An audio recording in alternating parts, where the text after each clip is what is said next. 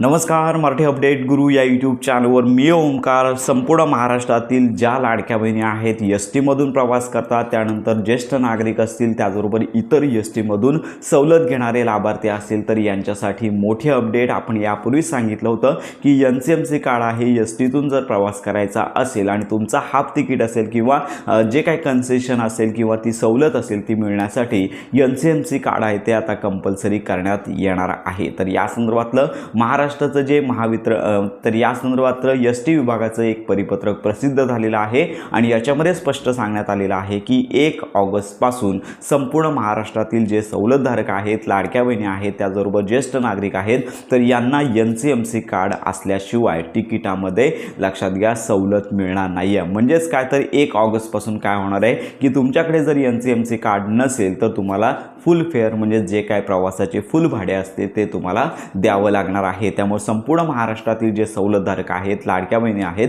यांना एकच विनंती की अजून तुमच्याकडे 2 महिने आहेत, त्यामुळे लवकरात लवकर हे NCMC कार्ड काढून घ्यायचं आहे. कारण का NCMC कार्ड काढल्यानंतर साधारणतः 30 दिवसानंतरच तुमचं NCMC कार्ड तयार होतं. त्यामुळे 1 ऑगस्टचा लक्षात घ्या की जर टार्गेट लक्षात घेता 1 ऑगस्टला तुम्हाला जर कार्ड कंपल्सरी असणार आहे तर लवकरात लवकर तुम्हाला हे कार्ड काढायचं आहे. साधारणतः कार्ड काढण्यासाठी 199 रुपये आकारले जातात आणि त्याच्यानंतर 100 रुपयांपासून तुम्हाला रिचार्ज हा उपलब्ध होत असतो. तर अशा प्रकारची मोठी अपडेट आहे, कारण का एस टी विभागाने NCMC कार्ड आहे ते अनिवार्य केलेलं आहे आणि याची अंमलबजावणी 1 ऑगस्टपासून सुरू होणार आहे. त्यामुळे लवकरात लवकर जर तुम्ही कार्ड काढलं नसेल तर जवळच्या एस टी डेपोमध्ये किंवा अधिकृत एजंट आहेत तर यांच्यामार्फत तुम्हाला हे कार्ड काढून घ्यायचं आहे. तर अशा प्रकारची ही मोठी अपडेट सर्वांपर्यंत नक्की शेअर करा.